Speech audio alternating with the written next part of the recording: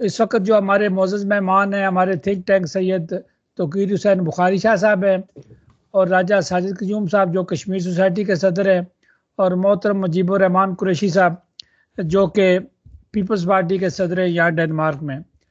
मैं तीनों मेहमानों को अदाराब की आवाज़ पर खुशामदीद कहता हूँ। बहुत शुक्रिया जनाब। सबसे पहले जी हम बात करेंगे इस मौसम के लिहाज से कि मौसम जो है रोज़ बरोज़ तब्दील होता है। जिस तरह सियासत तब्दील होती है, इसी तरह मौसम तब्दील होता है। तो मैं शाह साहब से गुजारिश करूंगा, शाह साहब आज मौसम के मुतल्लिक और जो सियासी मौसम उसके मुतल्लिक आप क्या कहेंगे? बिस्मिल्लाहिर्रहमानिर्रहीम। मौसम जो है ये बड़ा करवट ले रहा है। देखे परसों यहाँ पे बर्फ पड़ रही थी और तूफानी बर्फ पड़ रही थी, और फिर स्पाइल ग्लैड जो होता है जिसको जैसे कहते हैं ना कक्कर जम जाना, वैसा मौसम था। फिर कल कुदरत का ये हुआ कि सुबह सुबह इतनी इतनी बारिश हुई, उससे बर्फ आज भी जो है आपको नजर नहीं आएगी कहीं बर्फ रह गई है। लेकिन ये मौसम का जो सर्द गर्म होना है, इससे इंसानी जिस्म के ऊपर बहुत ज़्यादा असरात पड़ते हैं। अगर आप थोड़ी सी गलती करें, मैंने भी गलती की थी, मेरा गला बंद हो गया था, आवाज़ नहीं आ रही थी, और इसीलिए मैं लोगों को ये कहूँगा कि जब आप अबव 40 हैं तो आप मफलर डालें, कोट के कॉलर जो है ऊपर रखें, सर पे अगर टोपी पहन सकते हैं तो पहने, नहीं तो दस्ताने ज़रूर रखें। और एक सबसे जो ज़रूरी चीज़ है राजा साहब, ये जो जुराबें हैं इस मौसम के अंदर आप वो समर वाली जुराब जो है वो ना पहने, यानी कि आपके गिट्टे जो हैं वो नज़र आ रहे हों, टांगे। यहाँ से सर्दी जो है, जितने भी एक्सपर्ट्स हैं, जितने भी डॉक्टर्स हैं, वो ये कहते हैं कि यहाँ से जो ब्लड आपका सर्कल करता है ऊपर, वो यख हो जाता है, वो सर्द हो जाता है। इसकी वजह से आपको जो है वो काफ़ी बीमारियां लग जाती हैं, इसलिए ये एहतियात करें। फैशन तो आपके अखलाक में होगा, फैशन तो आपके चेहरे से अया होगा, कपड़ों से जो है वो फैशन क्या परवाह ना करें। चलें शाह साहब, फैशन तो होता रहता है, सर्दी का फैशन भी होता है, गर्मी का फैशन भी होता है, लेकिन ये जो आपने एहतियाती तदाबीर बताई हैं ये बहुत अच्छी हैं। साजिद साहब, आप भी जो है वो मीडिया है, चलता फिरता मीडिया है, तो आपको ये बहुत ज़्यादा एहतियात करनी चाहिए। शाह साहब की जो कुछ कहा है जी, मैं शाह साहब की बात को आगे थोड़ा सा बढ़ाऊंगा, ऐड करूंगा। एक बात ही कि देखें, इंसान की जो जिस्म है ना, ठीक है ना, ये बना है नॉर्मल टेम्परेचर के लिए। सर्दी के मौसम में जब सर्दी होता है तो सर्दी पाँव से हमेशा ऊपर चढ़ती है और आपके सर तक जाती है। मैं समझता हूँ कि आपके पाँव और सर दोनों चीज़ें जो है ना वो अच्छी तरह ढांपी होनी चाहिए, वरना आपको सर्दी अगर पाँव से लगे या सर से लगे तो उसका एग्जैक्टली वो इफेक्ट होता है। तो इसलिए मैं सबसे ये कहूँगा कि सर्दियों का मौसम है तो अब सब लोग अपना अपना ख्याल रखें। वो देख रहे रास्ता बहुत से लोग बीमार हैं और कोरोना भी बहुत फैला हुआ है, तो इसलिए एक दूसरे के साथ ज़रा मिलना जुलना जो है उसको भी थोड़ा सा फैसले पर रखें और अपनी सेहत का भी ख्याल रखें, अपना और दूसरों के बारे में भी सोचें कि जहाँ जहाँ हम इकट्ठे होते हैं, कोई हमारे इवेंट होते हैं, तो कोशिश करें कि थोड़ा थोड़ा या मास्क पहन लें, तो यहाँ पर यह है कि थोड़ा सा अपने और दूसरे बंदे के अंदर फासला रखें। जी साहब। जी शाह साहब, अपना मुजीबुर रहमान कुरैशी साहब, आप एक सियासी रहनुमा हैं, यहाँ सदर हैं अपनी जमात के, और हम आपको जो आपके कायद की बरसी थी या सालगिरह थी, हमें नहीं पता, ज़रा हम बता दें हमें भी। जी, हमारे कायद की बिस्मिल्लाहिर्रहमानिर्रहीम। सबसे पहले सब सुनने वालों को अस्सलाम वालेकुम। मैं पहले तो जो मोहतरम शाह साहब ने और आयशा साहब ने बात की है उसमें यह है कि बिल्कुल सही बात है कि पाँव से और सर से सर्दी ज़्यादा लगती है। गर्म जूतों का भी इस्तेमाल करें।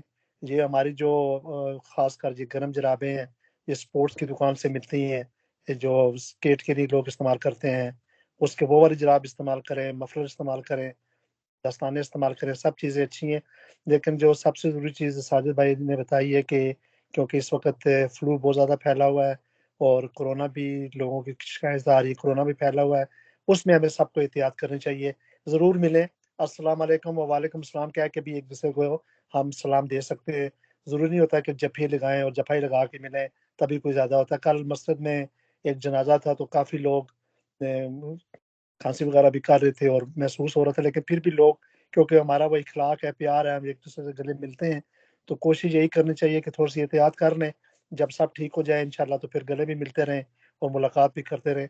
तो जो तदबीर है, एहतियाती तदबीर, उसके ऊपर सबको गौर करना चाहिए। ये जनाब, ये 5 जनवरी जो होती है, ये योम पैदाइश होता है 97 योम पैदाइश था इतवार को शहीद जुल्फ़िकार अली भुट्टो साहब का, तो वो मैसेज सबको दिया गया था, तो वो उनकी सालगिरह का दिन था, बरसी का दिन था। बहुत शुक्रिया मुजीब साहब। शाह साहब, ये तो बातें साथ साथ चलती रहेंगी मौसम के लिहाज से भी, चूँकि मौसम तब्दील होता रहता है। तो शाह साहब, ये जो टैक्सी का मौसम तब्दील हुआ है, ये ऊबर आ गई है और हमसे भी लोग रब्ता कायम कर रहे हैं, प्रोग्राम भी हमने किया, उस पर भी बातें चल रही हैं। कुछ साथी कह रहे हैं कि शाह साहब ने इन्फॉर्मेशन दी थी और 2 बातें जो है वो डाउटफुल है। तो शाह साहब, लोग आकर इन्फॉर्मेशन क्यों नहीं देते? इस वक्त हमारा प्रोग्राम जारी है, क्यों नहीं इन्फॉर्मेशन देते? आप क्या कहेंगे? देखिए जी, बात यह है कि बात समझने की है कि मैं हकीकत में तौकीर शाह हूँ। अगर मुझे कोई कहे जी कि तौकीर बुखारी से मिलना है तो वो भी मैं ही तौकीर बुखारी हूँ। अगर कोई कहे कि मैंने तौकीर हसन शाह से मिलना है तो वो भी मैं ही हूँ। उबर जो है ये एक ऐप का नाम था जो यहाँ डेनमार्क में 2015 में इंट्रोड्यूस कर गई। उसका मतलब था कि आप इस ऐप को लोड कर लें, बेशक आप टैक्सी की कंपनी हो या आम आदमी हो, आप उबर चलाएं, हम आपको इसके साथ मशरिक कर देंगे और आप अपना काम जारी रखें। वो 2017 में उसको यहाँ से निकाल दिया गया। अब अदालत ने यह फैसला किया कि यह दोबारा कभी भी डेनमार्क में नहीं आ सकती। ये नहीं कहा, यह कहा कि ये गैर कानूनी है। अच्छा, अब वो गैर कानूनी हुई, लेकिन उन्होंने अपना दमखम नहीं छोड़ा, उन्होंने वही काम किया। उनका डायरेक्टर जो उबर का डायरेक्टर था वो ट्रैफिक मिनिस्ट्री के, मैं ऑनलाइन ओपन एयर पे बात कर रहा हूँ, वो जो था वो चला गया ट्रैफिक मिनिस्ट्री के अंदर, और ट्रैफिक मिनिस्ट्री ने उसको ये जो ट्रैफिक चिल्सिन होता है जिसके अंदर मसलन ये सारी ट्रांसपोर्ट आती है, उसका डायरेक्टर बना दिया। उसने आते ही वो सारे कवानीन जमा किए जो उबर मांग रहा था, वो उसने लागू करने शुरू कर दिए।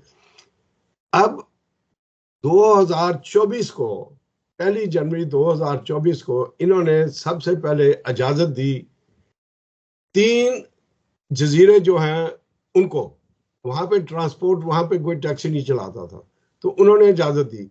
फिर यहाँ पे एक जो उस वक्त की उबर की जो कंपनी चल रही थी उसका नाम था ड्राइवर, वो यहाँ पे बकायदा नए कानून के तहत रजिस्टर्ड हुई, बकायदा उसने टैक्सी के मीटर लगवाए, हर चीज लगवाई। लेकिन साहब, ये ड्राइवर जो कंपनी ये भी उबर की थी? ये उबर की है, बिल्कुल उन्हीं की तरफ पे काम कर रही है।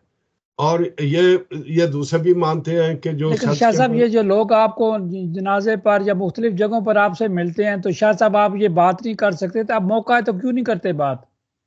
जी मैं तो कहता हूँ बाहर आए, वेलकम हो। ये वो लेटर है जो हमने ट्रैफिक मिनिस्ट्री को, ट्रैफिक मिनिस्टर को लिखा था डेनिश में, और जिसमें हमने इसको 2018 में चैलेंज किया था। तो वो क्योंकि इलेक्शन हो गए, नई गवर्नमेंट आ गई, तो उन्होंने इसको डंप कर दिया।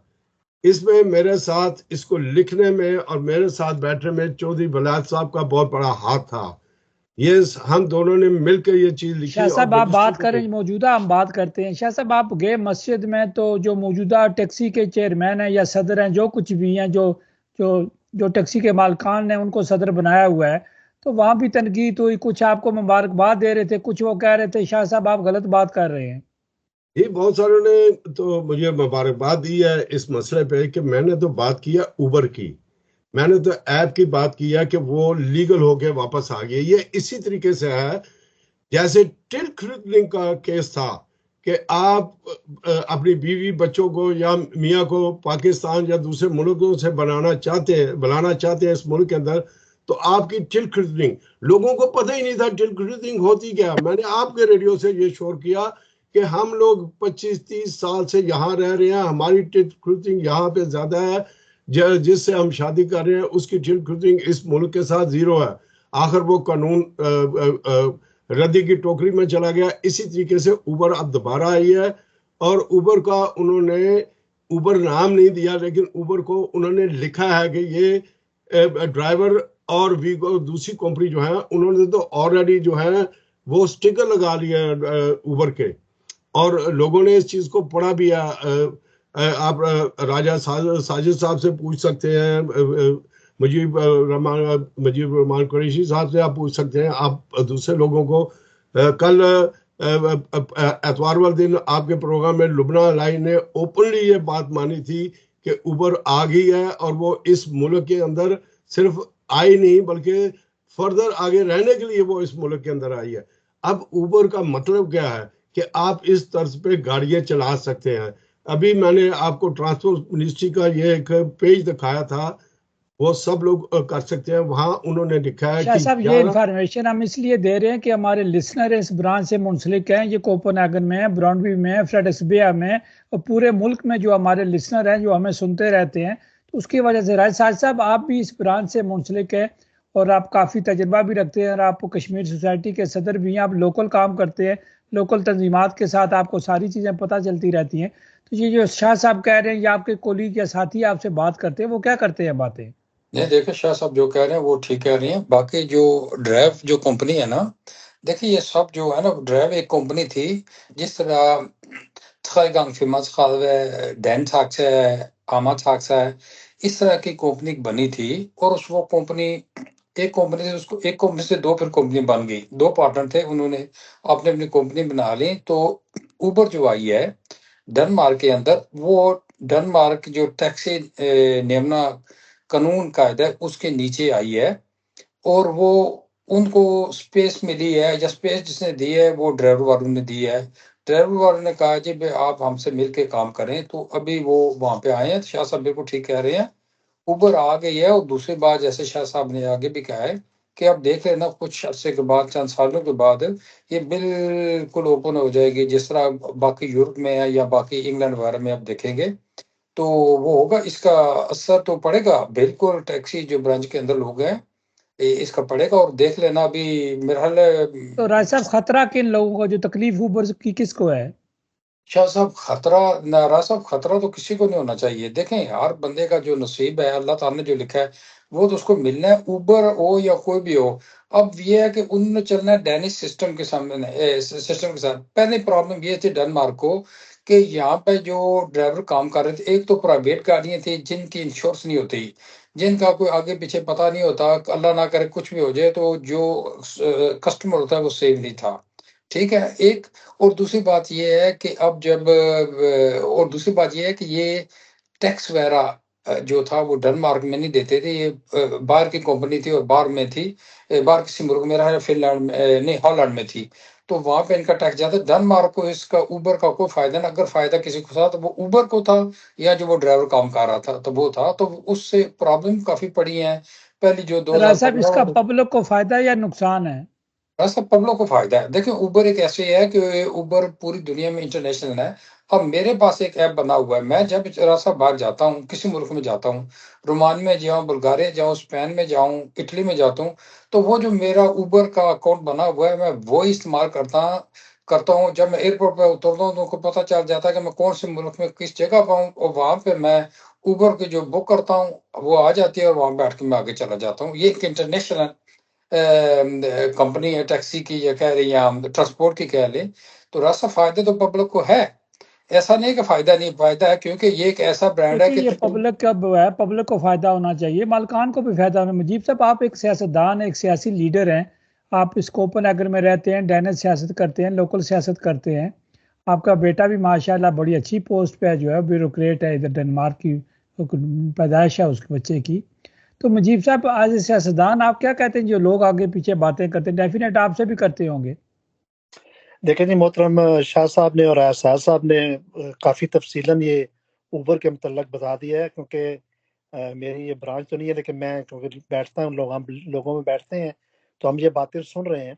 तो अगर तो डेनिश लॉ के तहत अगर उबर डेनमार्क में आ रही है तो उसमें अगर आवाम को फ़ायदा होता है तो मेरा ख्याल है इसमें तो कोई बुराई नहीं है, अच्छी बात है कि अगर नॉर्मल टैक्सी के साथ उसका मुकाबला अगर होगा, उसमें हो सकता है थोड़ी सी उनकी कीमत कम होए। लेकिन सबसे ज़रूरी जैसा साजिद साहब ने बताया कि वो पहले हॉलैंड से ऑपरेट करती थी, तो उसका तो हमें फ़ायदा नहीं था, क्योंकि वो तो फिर मेरा ख़्याल है कि यहाँ पे जो हमारे टैक्सी ब्रांच के भाई हैं उनके साथ ज़्यादती थी। अगर वो डेनमार्क के कानून के तहत डेनमार्क में कोई भी काम करना चाहता है तो मेरा ख़्याल है सबको मिलजुल के काम करना चाहिए, और उस पे तमाम जितने भी हमारी बाकी टैक्सा ब्रांच है उसको भी देखना चाहिए कि हम ऊबर के साथ कैसे मामलात बेहतर कर सकते हैं और ऊबर जैसी प्राइस कैसे कर सकते हैं। और अगर आवाम को फ़ायदा है और डैनिश कानून के तहत सब कुछ हो रहा है, तो मेरा ख्याल है इसमें अच्छी बात है, आवाम के लिए बेहतरी होनी चाहिए।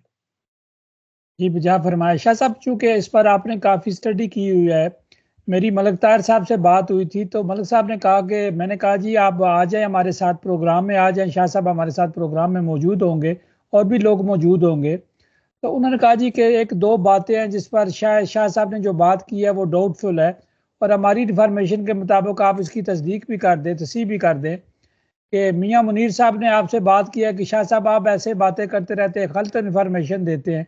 तो मैं मियाँ साहब को, अगर बात ये हुई है तो मियाँ साहब वेलकम है, इस वक्त हम लाइव प्रोग्राम में उस पर शामिल हो सकते हैं, हर चीज़ की तस्दीक कर सकते हैं। जी शाह साहब।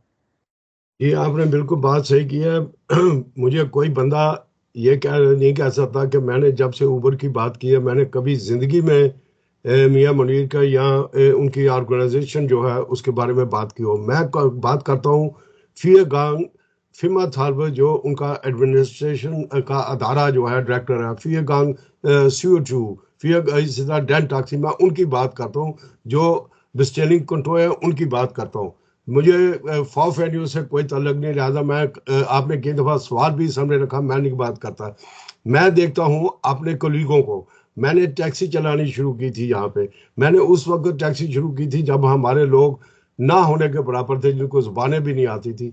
अब हम लोग इतने ज़्यादा हो गए हैं, हमने लालच में आके अपने कानून बदले।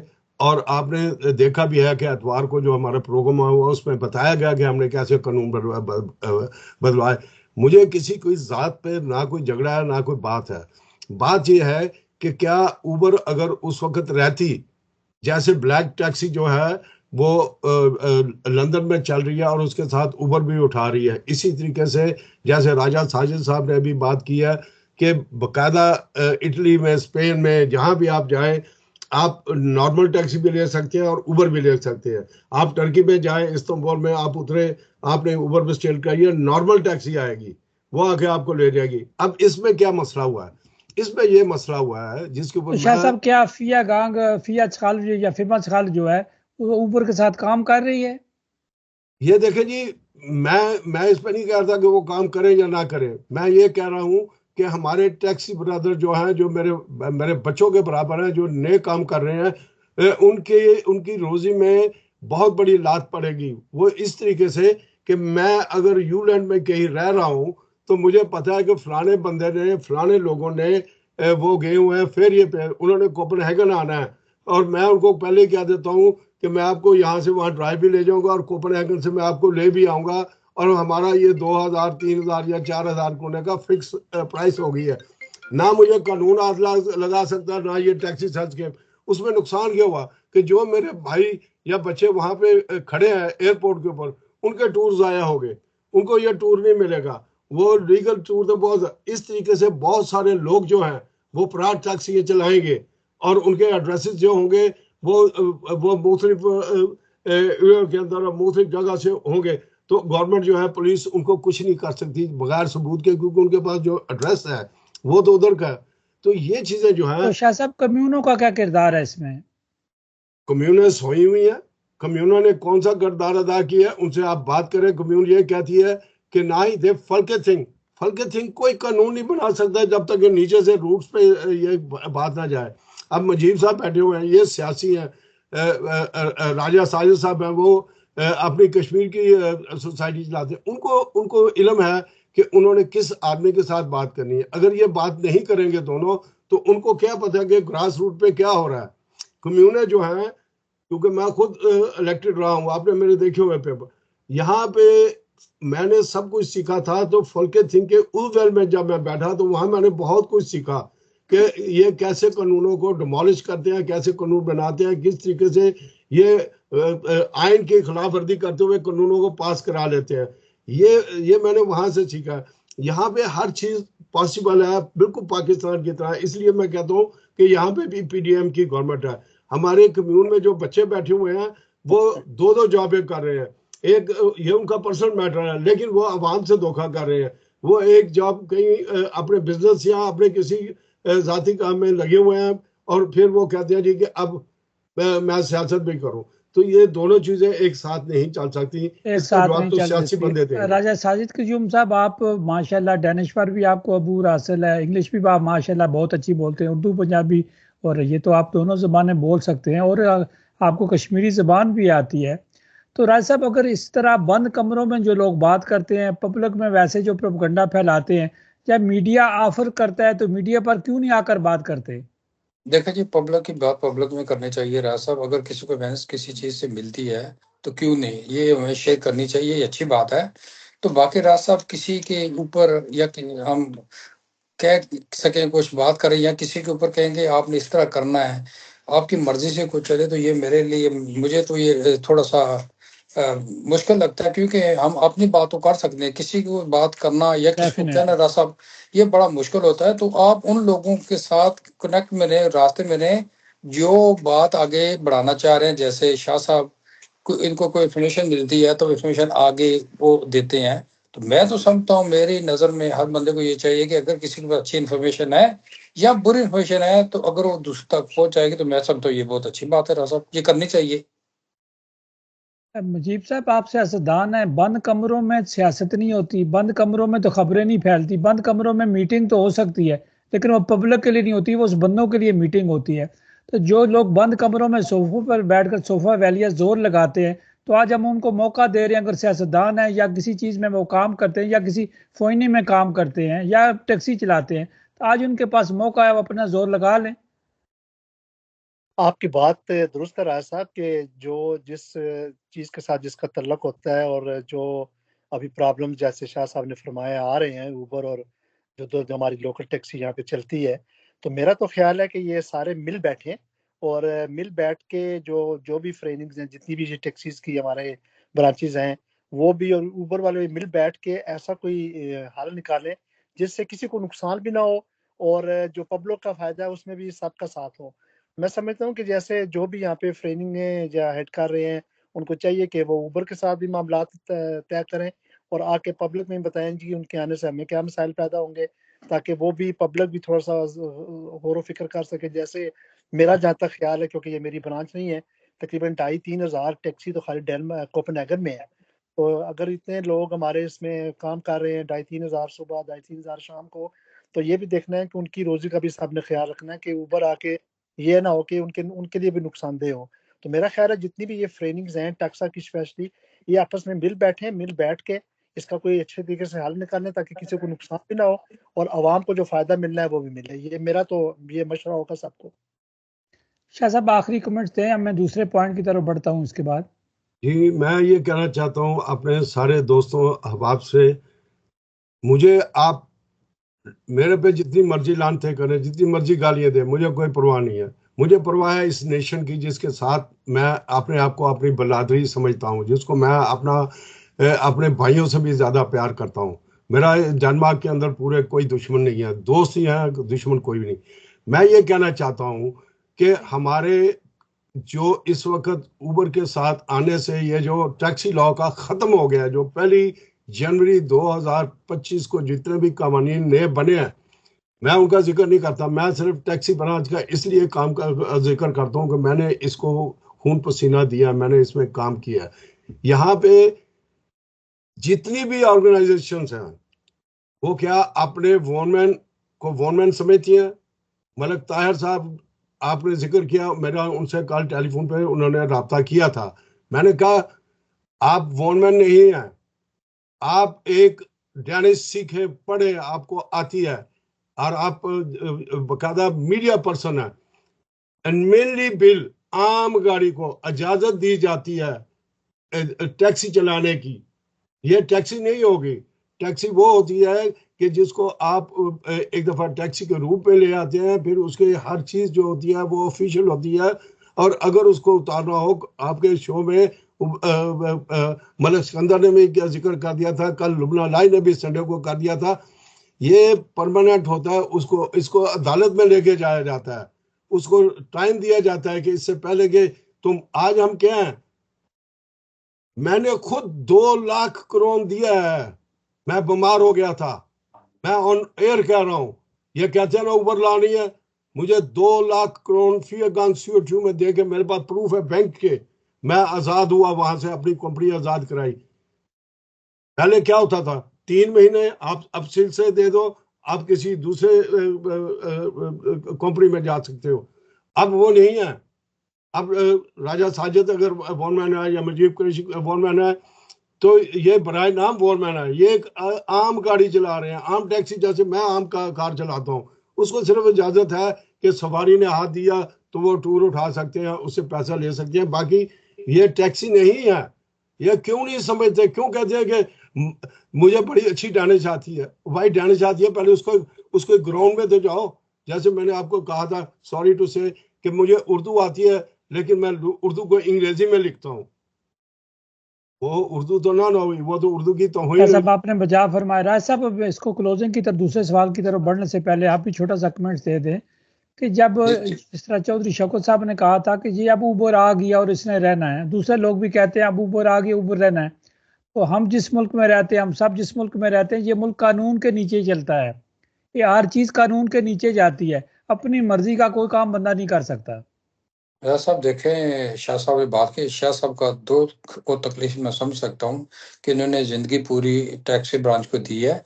असल में सबसे बड़ी बीमारी ये है कि टैक्सी ब्रांच के अंदर, अगर मैं गलत नहीं हूँ तो 85% जितने हैं ना, वो आम लोग, फार्नर, जम, इंग्लिश बावकान वाले लोग हैं साहब। और अफसोस ये कहना पड़ता है कि इनमें इत्फाक नहीं है। टैक्सी ब्रांच एक ऐसा ब्रांच है जिसमें आपकी कमर के पीछे चाकू घुसने वाला कोई और नहीं है, अपना आपका अपना होता है। मैं आपको एग्जांपल देता हूँ कि अगर आप चले जी एयरपोर्ट के ऊपर कोई प्रॉब्लम हो गई है, तो यहाँ पे इन्होंने डिमोटेशन करनी है, एक रैली निकालनी है, जी हमने यहाँ से टूर नहीं उठाना, कोई कस्टमर यहाँ से नहीं उठाना। 20 बंदे खड़े होंगे, जी हमने नहीं उठाना, 50 बंदे वो होंगे जो पिछली गली से लेके तो चले जाते हैं। ये तो हमारी औकात है। डेनमार्क के अंदर राज साहब देखें, सबसे बुज़दिल जो ब्रांच है ना, वो है टैक्सी की। शाह साहब का दुख मैं समझ सकता हूँ, लेकिन हाल नहीं है। हाल तभी होगा जब आपके अंदर एक यूनिटी पैदा होगी, और वो है नहीं है आज तक। राज साहब देख इसके ले, अंदर भी माफिया है। इसके अंदर पता नहीं माफिया है या नहीं है, लेकिन मैं आपको ये बता दूं कि डेनमार्क के अंदर डेनिश जो शफे है ना, वो वॉन मैनो ये शफे वो शफी होता है, वो इतना कमजोर है, इतना बुज़दिल है, ठीक है ना, और इतना वो, मैं क्या कहूँ कि उसे 200 करोड़ के लिए ना, वो आपकी डेमोस्ट्रेशन में नहीं आएगा। वो कहेगा कि चले ये बैठे हुए तो हम टूर उठा लें। दूसरी बात ये है रसा, यहाँ के 3-4 बड़ी कंपनी है, ठीक है जी, जिसमें डेंसाक्सा जो है, वो जो है एक फंड ने ले ली हुई है, उसके नीचे काम कर लें। तो वहां पे बंदा जो है ना, कोई ये वॉन मैंने ने खुद बेची है अपने हाथों, और आज ये रो रहे हैं, कह रहे हैं जी ये हमने बड़ी गलती की थी। लेकिन लालच भी तो आपने की थी, आपने 50-60 हजार के लिए मिलियन जो है वो घुमा दी हैं। तो राज साहब ऐसे हैं, चीजें हैं। मैं समझता हूँ शाह साहब बात तो ठीक कर रहे हैं, लेकिन इसका फायदा कोई नहीं है। अगर 35-40 साल से कोई फायदा नहीं हुआ, आज तक आपके अंदर यूनिटी पैदा नहीं हुई, आप एक झंडे के नीचे नहीं आ सके, तो मैं समझता हूँ कि मेरे जाती राय है कि आगे मुझे नहीं नजर आ रहा कि इसका कोई फ्यूचर है। और आप सब देखें, जब कानून कायदा बनता है, ये काम बनता है, ये बनता है आमत में बनता है, ये कमूनों में बनता है, और ये बनता है आके पार्लियामेंट के अंदर। मैं हर बार यही रोता रहता हूँ कि खुदाया, नौजवान बच्चों, आप लोग आगे बढ़ो और अपनी मर्जी से इन आमद के अंदर आओ, कम्युनी के अंदर आओ, पार्लियामेंट के अंदर आओ, जहाँ पे कानून कायदा होता है। राज साहब देखें, कोई कहता है जी एक बंदे से क्या फर्क पड़ता है। राज साहब फर्क बड़ा पड़ता है। एक जब टीम होती है, उसके अंदर 11 बंदे होते हैं, ये 11 के 11 जो बंदे खेल रहे होते हैं, ये हर कोई इतना तेज नहीं होता, लेकिन जो आपके अपोजिट टीम होती है, उसको वो जो 11 बंदे हैं, उसका हर एक बंदे का डर होता है कि इसके पास अगर फुटबॉल आ गया तो कि ये रोके कि वो गोल कर दे। तो राज साहब हमें चाहिए, ये पहले तो हम अपनी सिमत ठीक करें, डेकोरेशन सीट करें, और उसके बाद चलें। मैं आपसे ये रिक्वेस्ट कर रहा हूँ आपके तवज्जुह से, आप रेडियो आपकी बात से, कि खुदारा अगर आपने यहाँ पर रहना है और अपना आप मनवाना है, या अपनी पहचान रखनी है, या मुस्लिम उम्मा या मुसलमानों को जिंदा रखना है, इस्लाम को जिंदा रखना है, तो उसके लिए 3 जगह पे आपको होना चाहिए, कम्यूनों में, आम में, और पार्लियामेंट में। अगर यहाँ पे नहीं है तो शाह साहब सुबह से लेकर शाम तक बातें करते रहें, राज साहब उसका कोई फर्क नहीं पड़ेगा। एक कान से हमारे लोग सुनते हैं, दूसरे से निकाल देते हैं, क्योंकि हमारी वो एक तो कोई बंदा उसके ऊपर कोई प्राइस नहीं लगाता, वैल्यू रखता। अब शाह साहब यहाँ पे बैठे हैं, मुजीब साहब बैठे हुए हैं, तो वो अपना टाइम लेके बैठे हुए हैं ना। यहाँ पे आप कह रहे हैं, तो हम जो हमारे मसले हैं, ये मसले हमारे ही है ना, हमारे बहन भाइयों के मसले हैं, टैक्सी के हो गए या कोई भी कर लें, हम सब के मुश्तरका हैं, तो हम सबको मुश्तरका ही होके ये काम करना चाहिए और कोई ना कोई इसका कोई हल रास्ता ढूंढना चाहिए। निकालना चाहिए। मुजीब साहब राजा आप, साहब, मैं राजा खत्म साहब, करता हूँ। राजा साहब जी सुनो जी 1 मिनट। जी शाह राजा साहब। साजिद साहब से एक छोटा सा सवाल है, इनका ये जवाब दें, क्योंकि मैं तो अब टैक्सी में नहीं रहा, ये अभी हैं। राजा साहब, पहले एयरपोर्ट जो था वो बाहर की कंपनियों का था, तो इन्होंने बम लगाए हुए थे, हमसे पैसे वसूल करते थे, टैक्सी वालों से पैसे वसूल करते थे, क्योंकि ये बाहर के मुल्क की शाह साहब कंपनी। बम नहीं, बैरियर लगाए हुए थे। अब हाँ, बैरियर लगाए। अब क्या है, अब 1 जनवरी से ये बहुत बड़ी ब्रेकिंग न्यूज है। अब तो ये डेनमार्क की गवर्नमेंट ने पूरा का पूरा खरीद लिया, वापस ले लिया। अब वो बलून, ये जो लोग कहते हैं हम बड़े सियासतदान हैं, डेनिश में हम, अब उन ब्राउन की जो पेमेंट है वो क्यों करें? मैं आपको बताता हूँ, देखें पैसा किसको नहीं प्यारा होता, ठीक है ना। जब का आपके पास पैसा मिलियन के हिसाब से आना शुरू हो जाए और आप कहें जी चलो जी इसको बैलेंस 0-0 कर दें, ऐसा नहीं होता शाह साहब, ठीक है। पूरी दुनिया में चले जाएं, डेनमार्क का जब आप यहाँ पर आए थे, जब नौजवान थे, और आज के हालात में बड़ा फर्क है। और ये कानून कायदे जो बन रहे हैं ना शाह साहब, उसको खत्म करना मेरे या आपके बस की बात नहीं है। सिर्फ कानून इसीलिए खत्म कर सकते हैं, या तो 50,000 आप ऑनर्स काफ्ट लाओ, सिग्नेचर लाओ, वो फिर आपको पता ही है कि वो उस सिस्टम को दोबारा करते हैं, और वो हम में होते हैं। हम तो 10,000 वोट नहीं ले सकते पाकिस्तानी, ठीक है जी, हम 10,000 बंदे को इकट्ठा नहीं कर सकते, चाहे हमारा उसमें फायदा हो या नुकसान हो। तो शाह साहब, मैं आपको दुख को समझता हूँ, मैं अंडरस्टैंड कर रहा हूँ आपके दुख को, लेकिन इस चीज का वल्लाह आलम मेरे पास हल नहीं है। और मैं समझता हूँ कि राज साहब शायद चलें, अब इसको चलते हैं, मुजीब साहब से ले लें एक आखिरी सवाल। चले, मैं पहले आपसे वो कर लेता हूँ सवाल, फिर दूसरा सवाल करूंगा। तो राज साहब, आपकी तंजीम पे जो है कश्मीर सोसाइटी है, एक तहरीके कश्मीर भी है, बन गई है, वो चलती रहती है, वो भी साथ साथ चलती रहती है। अब ये जो जो फंड रेजिंग के डिनर भी होते हैं, उस पर मेहमानों को भी बुलाया जाता है, तो राज साहब आपकी तंजीम में फंड रेजिंग करती है?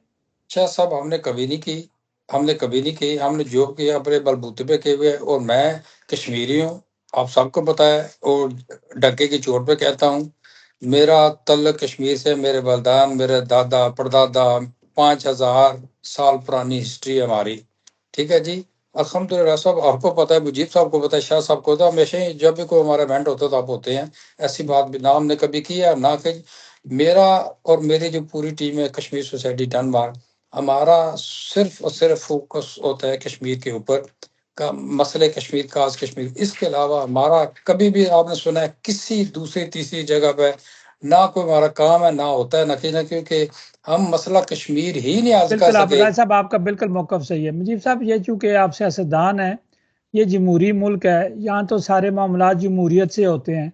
इतनी बड़ी ये ब्रांच है, टेक्सा ब्रांच की हम बात कर रहे हैं, अगर ये इतनी तादाद में ज़्यादा लोग हैं तो ये अपनी हर बात मनवा सकते हैं। इसका मतलब है कि टैक्सी ब्रांच में खुद जो है वो आपस में इतफाक नहीं, जिस तरह राजा साहब की बातों से पता चलता है।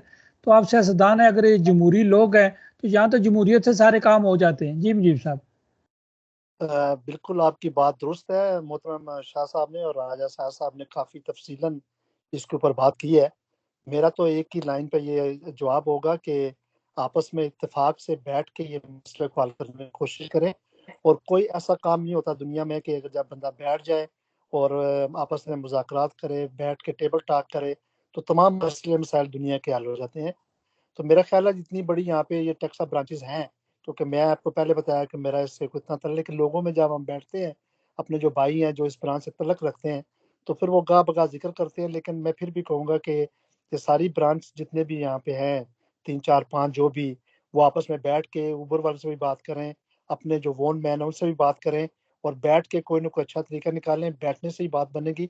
और जैसा कि राय साहब ने कहा है कि इत्तेफाक करेंगे तो तभी कोई आगे काम चलेगा।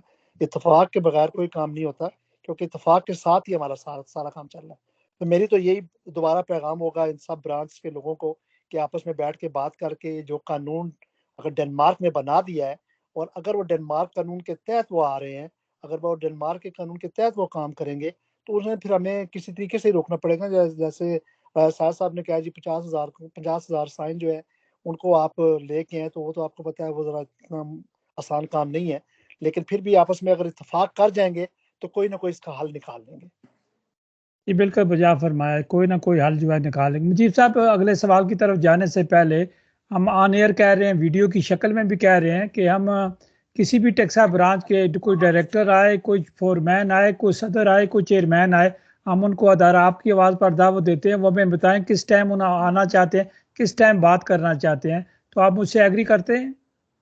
जी बिल्कुल, अच्छी बात है जी, आपका प्लेटफार्म सारी दुनिया सुनती है, और स्पेशली ये जो ब्रांच है, टेक्सा ब्रांच है, ये तो जब भी किसी टैक्सी में आप बैठे हैं आपका रेडियो ऑन होता है, तो जो इनके वोनमैन हैं या जो इनके करता धरता हैं, फोरमैन है, डायरेक्टर है, कोई भी उनको आपके मीडिया पे आके जो हकीकत है, जो ऊबर के मतलब बातें हो रही हैं, जो कानून बने हैं, जो या अंदर मुश्किलात आ रही हैं, उसके ऊपर आके आपसे आपको नहीं, अगर लोगों से डरते हैं तो बुरखा पहन के आ जाएं।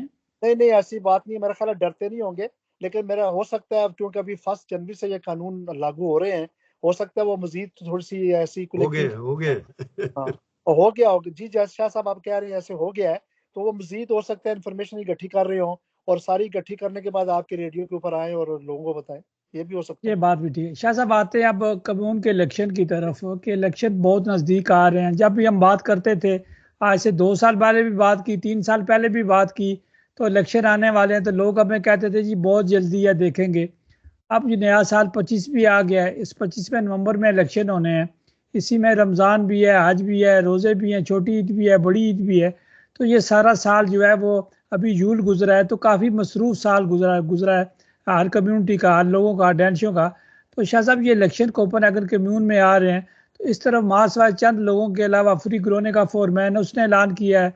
इस तरह शाह साहब जो हैं, याद शाह साहब हैं, अशम आगा हैं, और भी 1-2 बंदे हैं, अपना यासर इकबाल हैं, और ये इन लोगों ने ऐलान किया, लेकिन अभी तक किसी ने ऐलान नहीं किया, और खाली जो है सोफे पे बैठ कर जोर लगा रहे हैं। जी शाह साहब। बिस्मिल्लाहिर्रहमानिर्रहीम जी, आपने बड़ी अच्छी बात की है। इस वक्त जो फियर ग्रोने जो है वो पूरे अपने पर फैलाकर वो आ रही है, और जैसे राजा साजिद साहब ने पिछले प्रोग्राम में ये बात की थी कि हमें एहसास नहीं है, तो हम ने ये एहसास दिलाना है, वह वो फियर ग्रोने से हो या किसी भी पार्टी से तल्लुक रखते हो, जी, किसी कोई भी डेनमार्क की जितनी सियासी पार्टी है, जितनी भी सियासी पार्टियों से वो आए, वो अपनी कौम के बारे में सोचें और इस कौम के साथ एक प्लेटफॉर्म बनाएं जिनके साथ हम रहते हैं। ये मेरे साथ यहाँ 40 से ज्यादा डैनिश फैमिलीज रहती हैं, एक भी राशिस्ट नहीं है। हमें ये साबित करना है कि राशिस्ट अगर है तो मैं खुद तौकीर शाह हूँ। अगर मैं राजा मुझे नहीं बुलाता, राजा साजिद, तो मैं इसके खिलाफ बात करूंगा, मैं खुद राशिस्ट हूँ। अगर मुजीबुर रहमान मुझे नहीं बुलाता तो मैं इसके बात कहूँगा, मैं खुद राशिस्ट हूँ। हमें ये अपना राशिज्म ख़त्म करना चाहिए। हमें यहाँ पे बरादरीज़म नहीं देखना चाहिए। हमें ये देखना चाहिए कि इसके पास टैलेंट है, क्या ये काम कर रहा है, क्या ये इस काबिल है कि ये आगे जाए।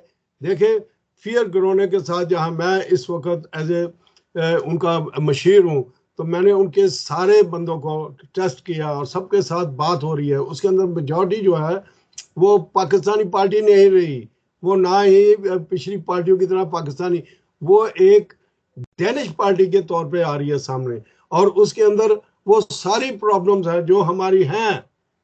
हमें ना प्लाईएम चाहिए। प्लाईएम तो आपको पता है कि मैंने सिकंदर ने बता दिया था, मेरी ब्रेकिंग न्यूज थी, लेकिन उसने बता दिया संडे को।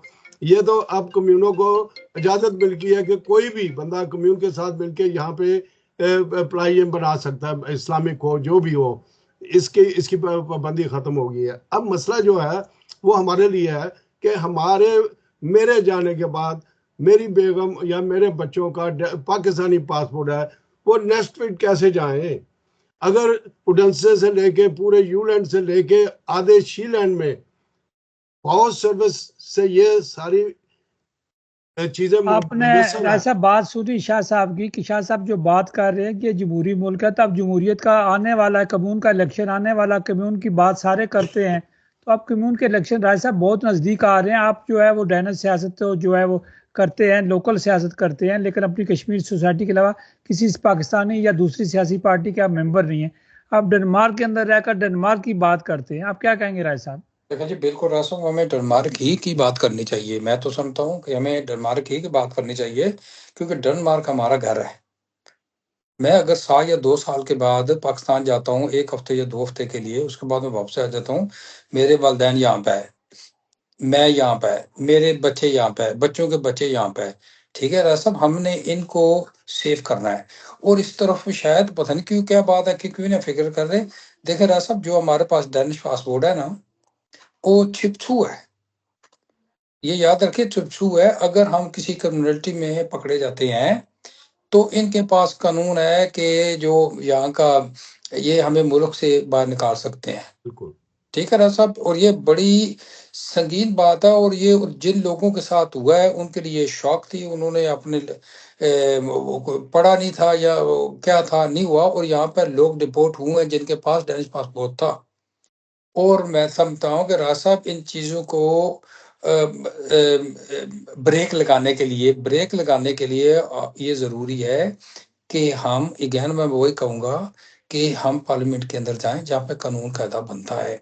अगर हम वहाँ जाएंगे, कानून कायदा बनेंगे, जिसको जो हमारे खिलाफ होगा उसको अब रोकने की जगह वही राय है। साहब, अब तो कम्यून के इलेक्शन आ रहे हैं, पार्लियामेंट में तो किसी वक्त भी हो सकते हैं, राज लेकिन साहब ये जो देखे, अभी कम्यून में आ रहे हैं इनका क्या करेंगे? देखिए राज साहब, देखे वो पार्लियामेंट के हों या कमून के हों, मैं समझता हूँ कि हमारी भलाई इसी में है, अच्छाई हमारी इसी में है कि जितने ज्यादा से ज्यादा हमारे बंदे होंगे वहां पर, उतनी हमें फैसिलिटी मिलेंगी। अगर किसी बंदे को, मैं ये नहीं कहता अगर वो अब बंदे जमहूरी हुए तो। देखें राज साहब, मैं इसीलिए बात कह रहा हूँ कि मैं हमेशा ये कहा कि बंदो, किसी को आप ये मत कहें उसके दाएं बाएं डंडे दे के खड़ा करें जी भी, पसाखियों के ऊपर आप खड़ा करें भी आपको खड़ा हम कर रहे हैं। नहीं, बंदा पसाखियों के बगैर खड़ा हो और खुद कहे जी कि उसके अंदर इंटरेस्ट हो, और उसके अंदर ये भी हो कि यार मैं यहाँ पे खड़ा हुआ हूँ, ठीक है, तो मैं अगर इलेक्ट हो जाता हूँ तो मैंने अपनी कौम के लिए, मैंने अपने मुसलमानों के लिए, मैंने अपने फारनों के लिए कुछ ना कुछ करना है। ठीक है राजा, उसमें जरूरत नहीं होनी चाहिए। वो ये नहीं होनी चाहिए कि पार्टी कह रही है जी ये है कि हमने चलो अब खाना खा लिया, ये हो गया, ठीक है जी, तो उसके बाद चलो जी बस मैं अपनी जो मेरी पार्टी की जो सियासत है मैं उसके साथ ही चलूं। नहीं, आपने वो काम करना है। राजा साहब, आपके सामने इंग्लैंड है, इंग्लैंड के अंदर देख लें किस तरह तब्दीली आई है।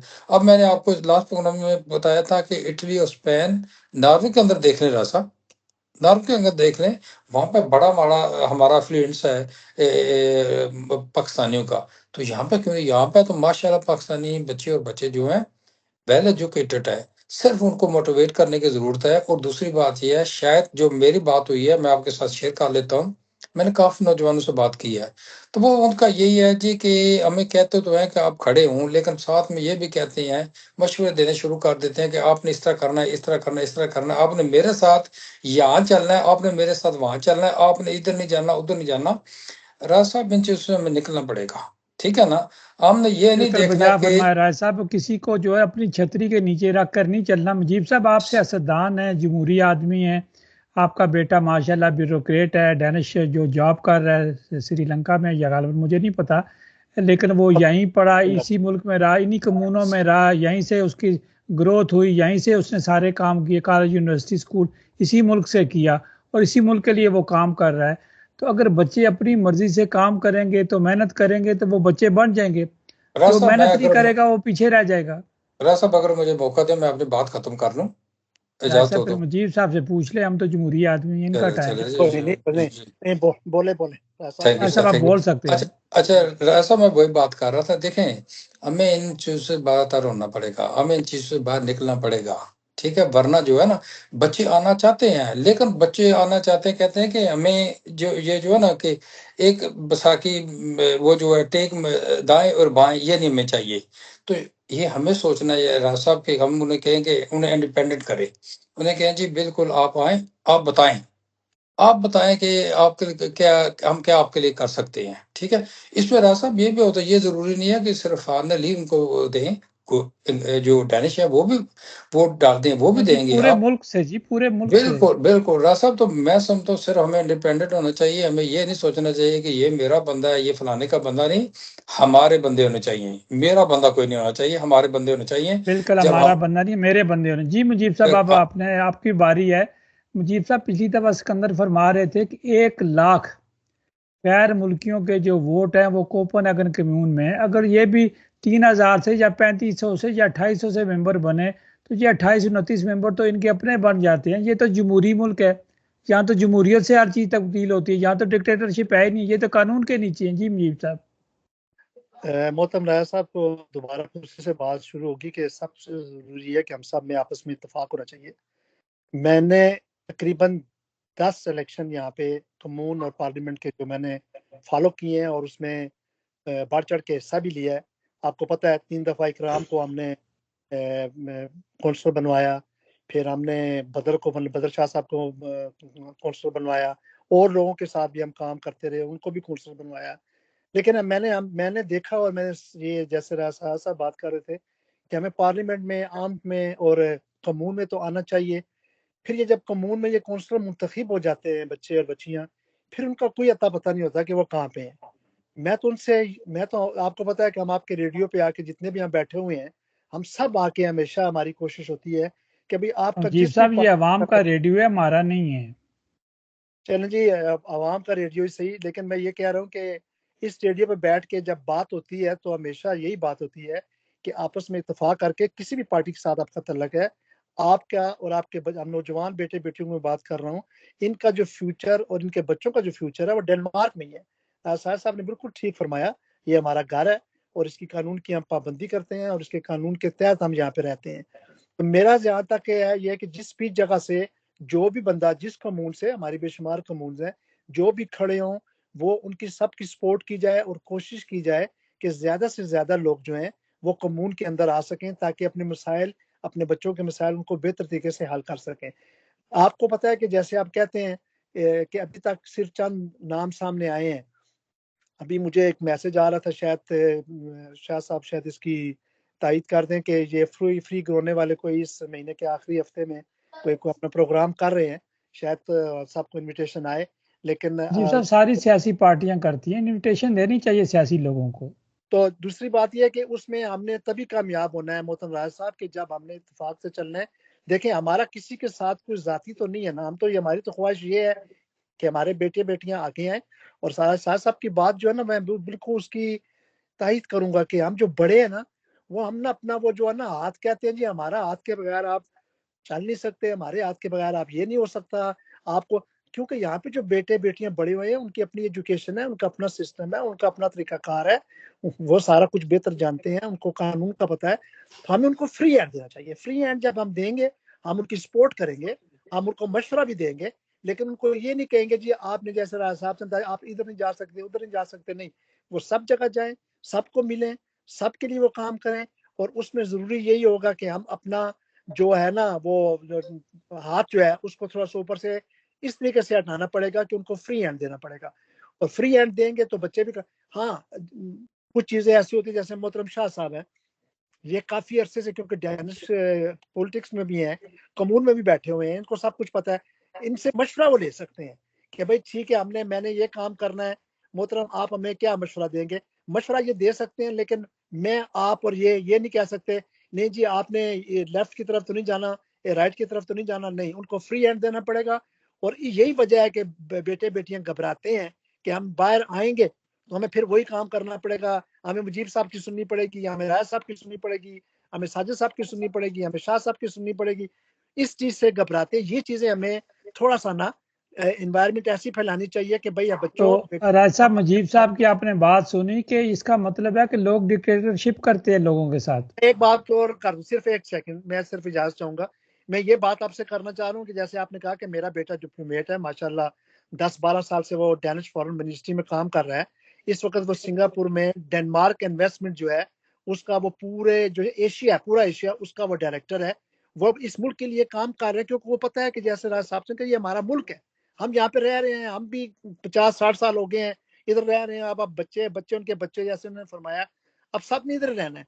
तो सब ने इस मुल्क के लिए भी काम करना है, अपने मुतालिक भी सोचना है और अपनी फैमिलीज के मुतालिक भी सोचना है। और पाकिस्तान को भूलना नहीं है हमने, क्योंकि पाकिस्तान भी हमारा मुल्क है।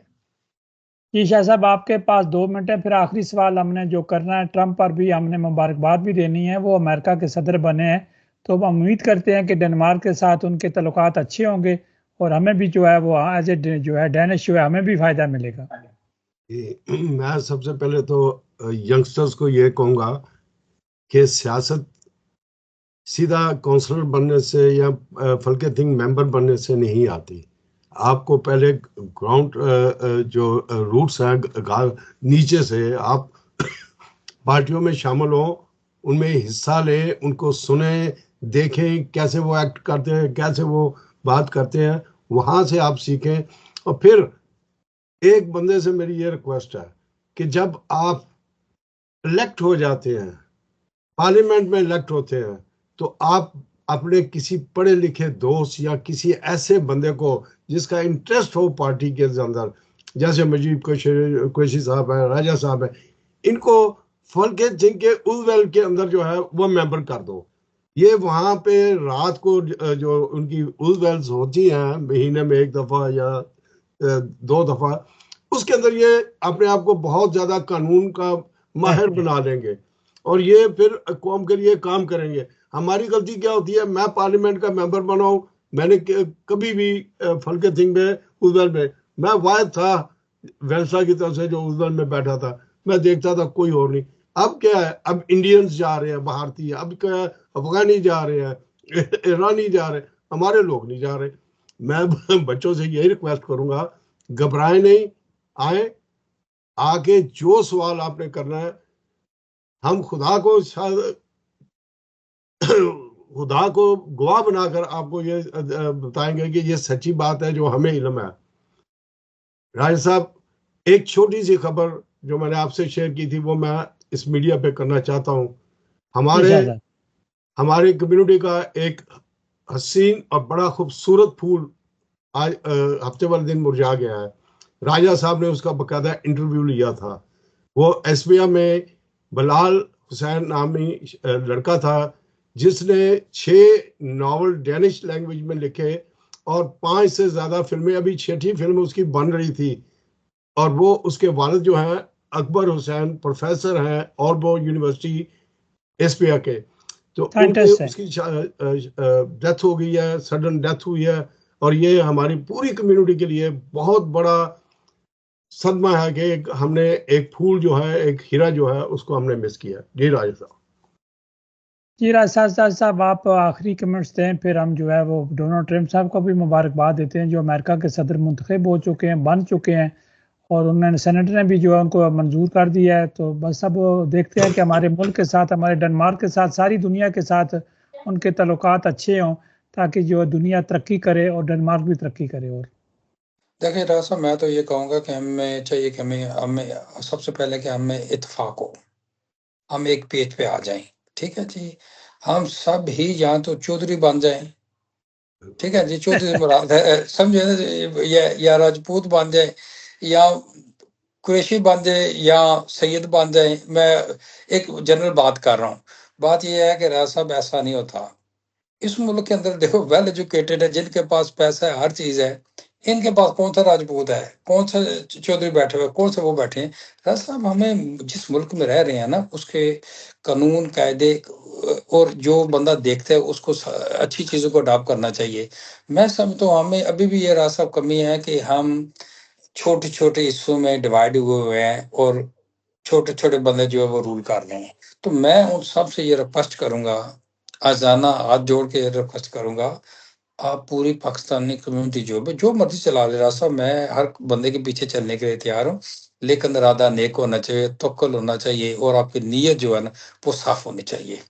तो अगर हम राज साहब अगर एक झंडे के नीचे आ जाएं, हम आपस में इत्तेफाक कर लें, ठीक है जी, कि ये काम हमने करना है। जैसे मुजीब साहब ने फरमाया कि दुनिया का कोई काम ऐसा नहीं जो नहीं हो सकता, मुश्किल जरूर है लेकिन नामुमकिन नहीं है। और पाकिस्तानी कौम बड़ी इंटेलिजेंट कौम है, पढ़ी लिखी है, इनका जहन भी है।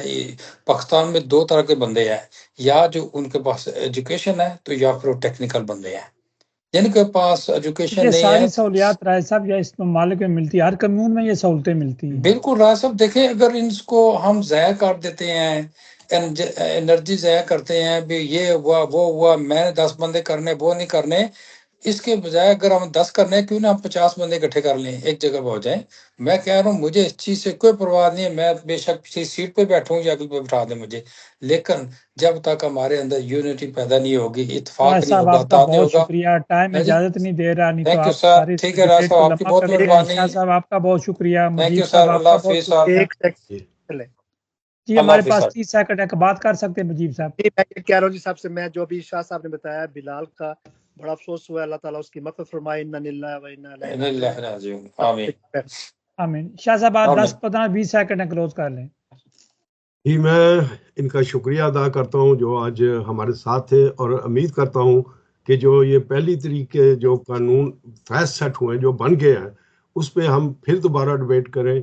और ये जो खासकर पेंशन वालों के लिए शाह है, साहब ये कम्यून्स की तरफ जो है ना, जो लोग जोर कम्यून, मारे, ये जिस कम्यूनों में कम्यून में है, रहते हैं उस ये कम्यून में काम प्रॉब्लम, करें, ये सब जगहों पे काम राजा करें। साहब, ये फुल के थिंग की प्रॉब्लम नहीं है, ये कम्यूनों की प्रॉब्लम है। हम कम्यूनों के लिए बात करेंगे और खुल के बात करेंगे कि कम्यूनें क्यों फोर्स केस पे हैंडलिंग कर रही हैं, इसके ऊपर हमने बहस करनी है। पाकिस्तान जिंदाबाद, जिंदाबाद। Thank Myanmar you sir. जिंदाबाद। जिंदाबाद।